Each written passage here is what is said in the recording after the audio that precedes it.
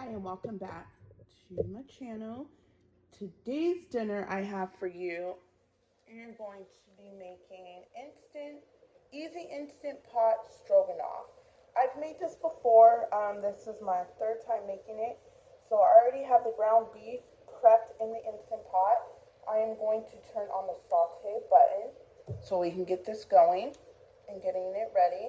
So I'm going to cook this up. This ground beef I do have to drain. So I'll drain that, and once it's done, I will come back and show you what else we're doing with it. I've drained the grease out, so now we're going to add in, the onion, and it calls for one small onion, but see, when I get my onions, I chop them all up and have them in a freezer bag, so whatever I need, I just grab it. So we like a lot of onion in here, so that's about enough. A little more. Okay, about that much. And then I just put back what I'm not using back into the freezer, because then I don't waste onions. I use it as I go. So now we're just going to, it also calls for mushrooms, but I do not have any mushrooms, so that's fine. The cream of mushroom soup is just fine. The last couple times I've cooked this, I did not have mushrooms, so we're good to go. And then we're supposed to saute this for about a minute or so, and then I'm going to add the garlic as well, but it's going to have to go a little longer than that because these were in the freezer, so I'm just trying to chop them up to get them unfrozen, you should say. So yeah. And then I'm going to add some garlic. I just have the squeezed garlic here. So, and it calls for 1 clove. So I'll just do like a teaspoon. Not that much, well, about that much. And let me show you what's in the pot right now. So I had to hold the phone because I film. And so now I'm just going to stir up the garlic, get it infused with all the flavors. This is very hard doing this and holding the camera and trying to watch what you're doing. So I'm gonna let this saute for a few more minutes because I want the onions kind of cooked. And then we will go from there.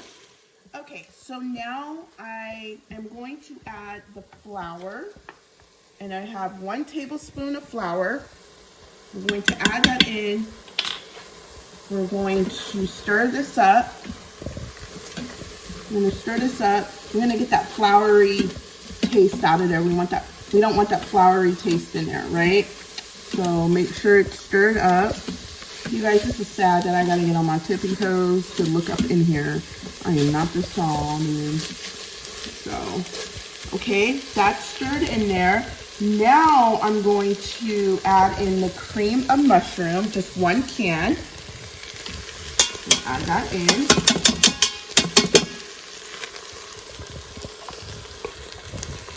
Sorry if my hand is in the way.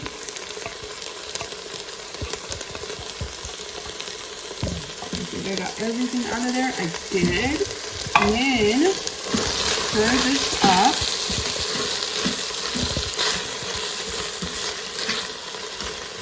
And then I'm going to hit the cancel button on the Instant Pot. And then I'm going to add in the beef broth. It calls for 2 1/4 cups, so this is 2 cups. I'm going to add that in. Then I'm going to add in another 1/4 cup.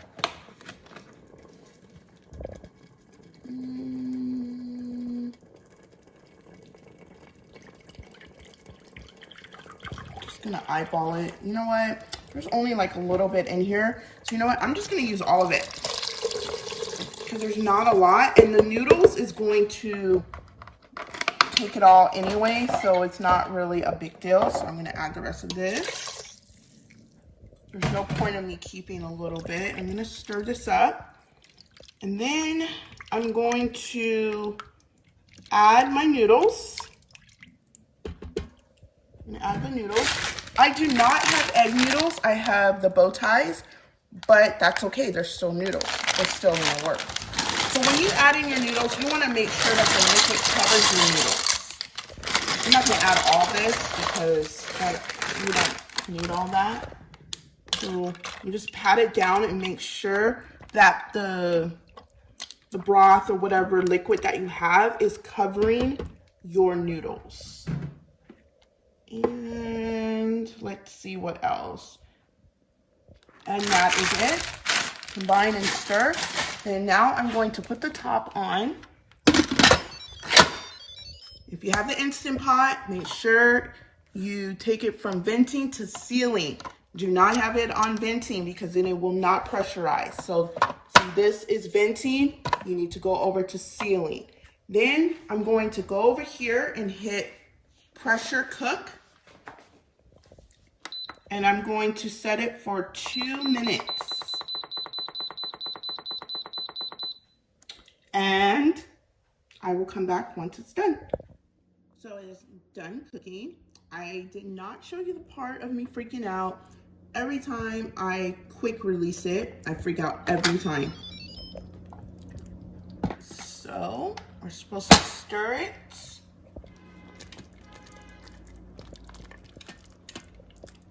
And then I'm going to add the sour cream and then stir it up. There's only like a little bit of sour cream in here, so I'm gonna go ahead and use the rest of this because I don't have a lot. It calls for 1/3 of a cup of sour cream, but who doesn't like sour cream, right? So I'm just gonna stir this up. I have a lasagna dish that I'm going to be making up. I have some ricotta cheese I've had in the refrigerator for about a week or two, maybe a little longer than that, and I don't want it to go bad. So I'm going to make up the lasagna, and then I'm actually going to put it in the freezer because I'm going to cook it, and then I'll let it, obviously cool down, and then I'm going to put it in the freezer. It can last you about a month, maybe a little longer, just depends on how good you wrap it up. But I'm going to take you along and show you the process.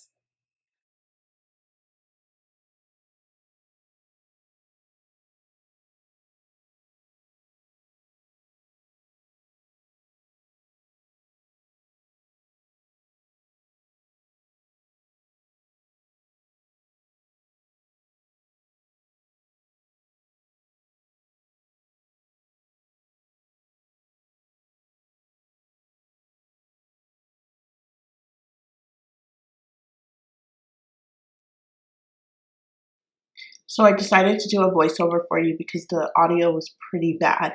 Right here, I'm just grounding up the ground beef. And then I'm also talking about in this clip, I do use the ready noodles, the oven ready noodles, but last time I used them, they didn't get done right. So I actually boiled them for 7 minutes and it helped it out a lot. Here I'm just using the same seasonings that you've seen me use in the previous clip. And I'm just cooking up the ground beef. And then I'm going to add in the Prego spaghetti sauce. It's the only sauce that I had on hand, and it came out really good.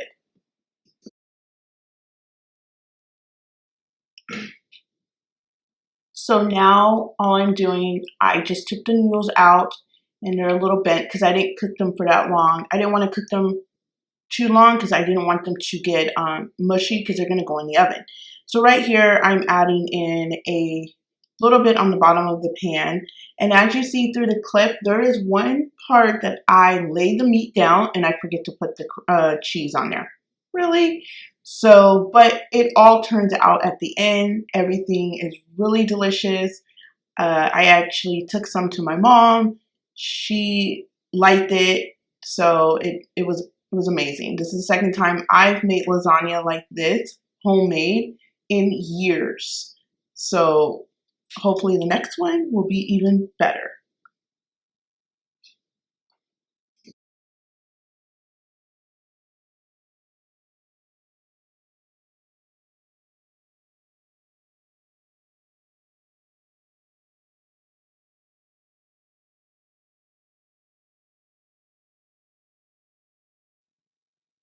So now I'm almost done, and now it's ready to go in the oven. What I'm telling you right here, you could stop here, wrap it up, saran wrap, foil, and put it in your freezer. But I decided to cook it for that night's dinner, and it came out really good. I really enjoyed it. So for the dessert that I have for you, it's called apple pie cream cheese. And what you're going to do, you're going to preheat the oven to 350. You're going to put the wontons into your muffin tin. First, you're going to spray your muffin tin. Then you're going to put your wontons in there. You're going to put your wontons in there for about 7 minutes in the oven, and then take them out. And then after that's done, you're going to glaze your apples. I cut them up already, so just for the sake of the video, because I didn't want to be cutting up apples on the video. You guys need to see me do that. And as you see here, I'm putting them all in there, and I'm going to put them in the oven. I did set it for 5 minutes, but I did additionally put them back in there. So you were going to add about 2 tablespoons of butter. Yes, you saw me light my oven with the candle thing. I don't know, on that side of the burner, it does not light. And this is a brand new stove. But anyways, so I just cut up the oh my goodness, apples, put the cinnamon, brown sugar. I will try to leave the link down in the description box for this recipe, for all the recipes, I should say. And that's pretty much it. And then you take them out, you put a little bit of cream cheese, then you put the apple stuff in the wontons, and you put it back in the oven for about additional 8 minutes, and they're ready to eat. And it is so good. We only have a few left. We tore those things up. But this is the end of the video, and I thank you so much for watching. Please like, comment, subscribe, all the things. It would mean so much to me. And I hope to see you in the next video. Bye, guys.